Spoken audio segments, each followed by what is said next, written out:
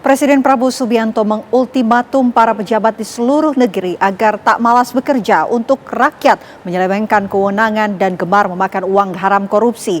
Prabowo tegas tak mau berkompromi dan mengancam mencopot para pejabat yang telah merugikan rakyat. Langkah nyata apa yang akan diambil Prabowo? Mengapa para pejabat berani bermain api padahal Presiden selalu mewanti-wanti agar menjauhi korupsi?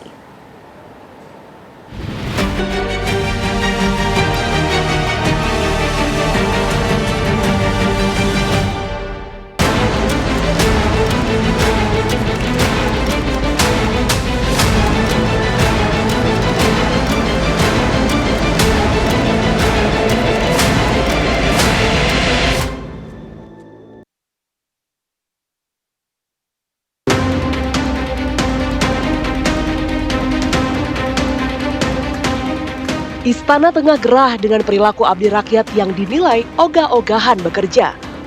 Presiden Prabowo Subianto pun lantang menyatakan tak sungkan mencopot para pembesar di daerah yang tidak bisa kerja, menyelewengkan kewenangan, dan gemar memakan uang haram. Kepala negara tegas tak mau kompromi dengan para pejabat jenis ini, apapun partainya, suku dan rasnya, hingga agamanya. Tidak akan ragu-ragu mencopot, memecat pejabat-pejabat yang tidak mampu. Tanpa memandang bulu, tanpa melihat partai mana, asal-usul, suku mana, agama mana, ras mana. Siapa yang tidak bisa setia menjalankan tugas rakyat, kita persilahkan untuk berhenti dari jabatan-jabatan pengabdian kepada negara dan rakyat. Namun pejabat mana yang disasar Presiden Prabowo? Di rapat-rapat kabinet itu Pak Prabowo mewanti-wanti, termasuk aparatur hukum. Aparatur hukum harus bertindak sebagaimana mestinya sebagai aparat hukum. Jadi Pak Prabowo tidak pernah main-main. Bahkan Pak Prabowo memberikan uang kepada aparatur hukum, pada semua pejabat negara yang ingin melakukan bersih-bersih untuk segera saja, jangan ragu gitu. Pak Prabowo selalu menyatakan begitu. Kegeraman Prabowo itu memang bukan tanpa sebab. Di tengah upayanya memenuhi mandat rakyat, tetap ada saja para pejabat yang di belakang berkongsi jahat dan bermain api. Sebut saja kasus suap dan korupsi yang akhir-akhir ini membelit para bupati. Ada Bupati Lampung Tengah, Ardhito Wijaya yang bermain proyek jalan. Ada pula Bupati Kabupaten Bekasi, Ade Kuswara Kunang yang mengijonkan proyek. Para bupati ini tentunya tahu bila pemerintahan Prabowo tak pandang bulu memburu para pejabat korup. Apalagi sejumlah kasus korupsi ini terjadi saat Ibu Pertiwi dirundung duka bencana.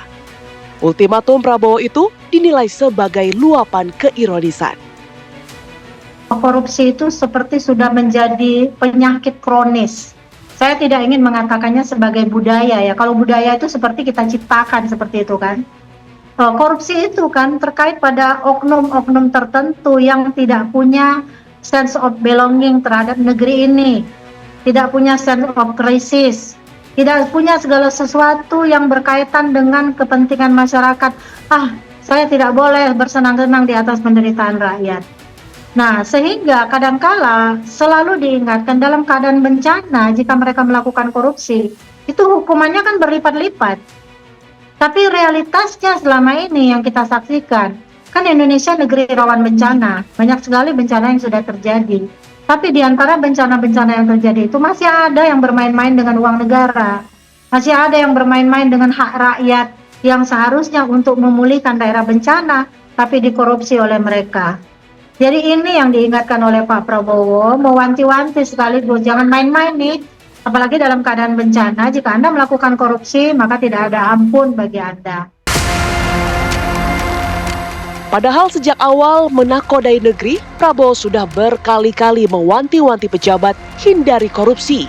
Sebab perilaku ilegal ini hanya menjadi beban bagi rakyat. Saudara-saudara, berkali-kali saya katakan, negara itu ibarat badan manusia. Kekayaan, uang dan segala kekayaan itu ibarat darah. Kalau badan manusia tiap hari bocor sekian cc, di ujungnya badan itu kolaps, mati. Negara sama. Di ujungnya kekayaan kita bocor, dirampok, dicuri, laporan palsu, under invoicing, pejabat disogok,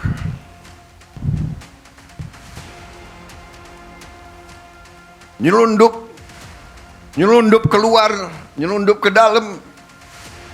Gimana negara bisa bertahan? Ini yang dikehendaki oleh beberapa kekuatan. Kalau saya bicara kekuatan asing, saya diketawain. Saya tidak peduli.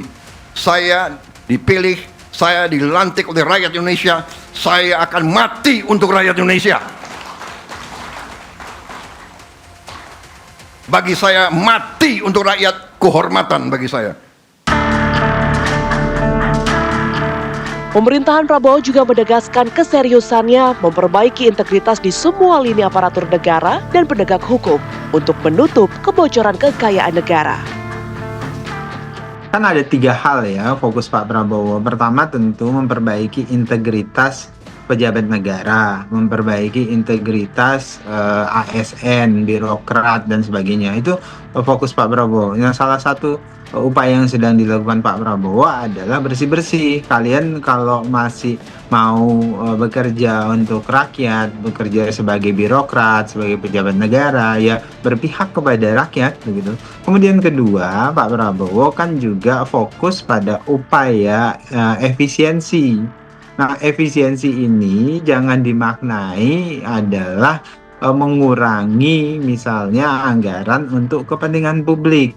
Justru efisiensi yang dilakukan oleh Presiden Prabowo itu adalah mengurangi anggaran negara yang mengalami inefisiensi, yang penggunaannya tidak sesuai untuk kepentingan publik. Kan faktanya kan hampir ratusan triliun dilakukan, dihemat hari ini untuk kepentingan publik, termasuk kan misalnya untuk bencana. Yang ketiga, Mbak, fokus pembenahan Pak Prabowo itu kalau dalam istilah ekonomi itu potensial loss. Ada potensial loss atau istilah bahasa awamnya yang sering digunakan Pak Prabowo itu kebocoran. Jadi ada kebocoran ekonomi misalnya di sektor tambang, di sektor kelautan kita, di sektor pertanian dan sebagainya, di sektor perdagangan. Nah, kebocoran itu harus ditekan. Prabowo kini memang menjadi cermin baik buruknya roda pemerintahan yang tengah dijalankan.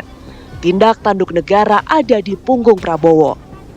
Lantas bagaimana memupuk rasa percaya rakyat jika tak ada tebang pilih menebas pejabat tak becus? Baik buruknya pemerintahan itu kan karena presiden, jadi baik adalah prestasi presiden, kalau buruk juga itu keburukan presiden. Jadi semuanya itu yang dilihat adalah presiden.